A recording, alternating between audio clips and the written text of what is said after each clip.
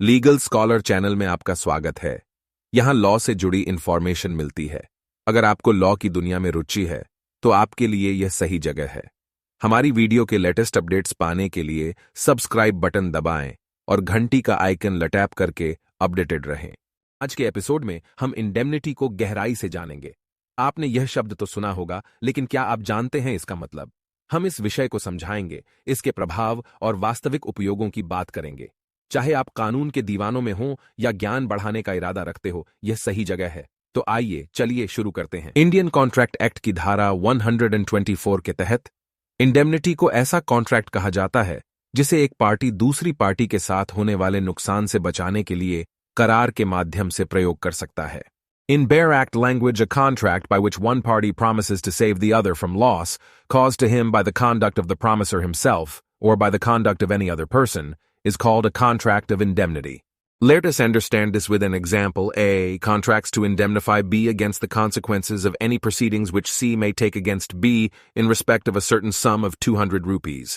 This is a contract of indemnity. मतलब यहाँ A ने B से मिलकर कॉन्ट्रैक्ट किया है कि अगर C के कारण B को कोई नुकसान होता है तो B उस नुकसान की भरपाई सिर्फ 200 रुपये तक करेगा।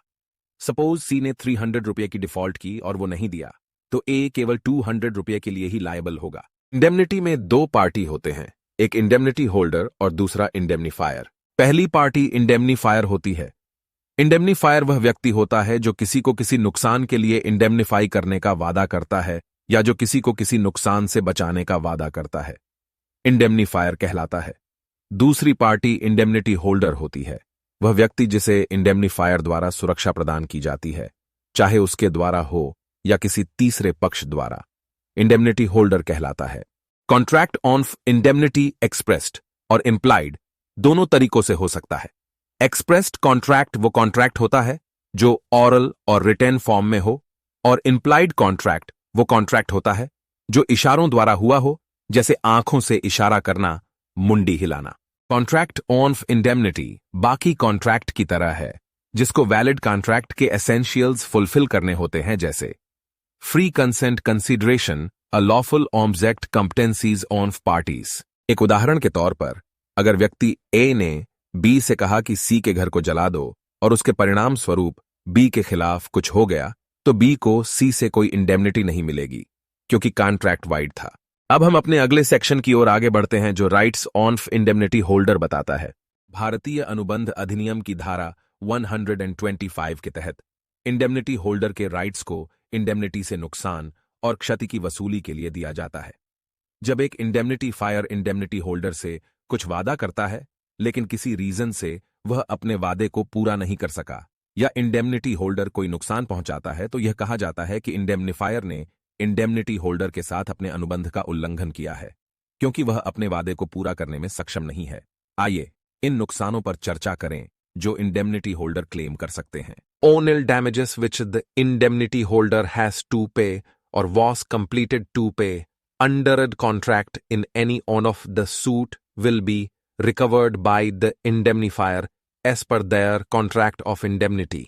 इसका मतलब पूरा अमाउंट डॉट जो इंडेमनिटी होल्डर सूट में पे करता है खुद को डिफेंड करने के लिए, all the legal costs and expenses proceedings which are made by the indemnity holder during the proceedings one of the case will also be recovered from indemnifier। जितना भी अमाउंट सूट के अलावा लगाया गया है उस प्रोसीडिंग्स में वो क्लेम कर सकता है। फॉर एग्जाम्पल, एक लीगल एडवाइजर हायर कर लिया। All the amount of sum paid by the indemnity holder under a term of compromise during any such suit will also be recovered from the indemnifier, only if the promises were not contrary to the promises of the indemnifier। जितना भी compromise suit के time पर किया जाता है वो claim कर सकता है। Indemnity holder can access all these rights only if he works under his authority, but if he does not works under this authority or does something which he is not supposed to do, then he can't access this right under Indian Contract Act। आशा है कि आपको video पसंद आया।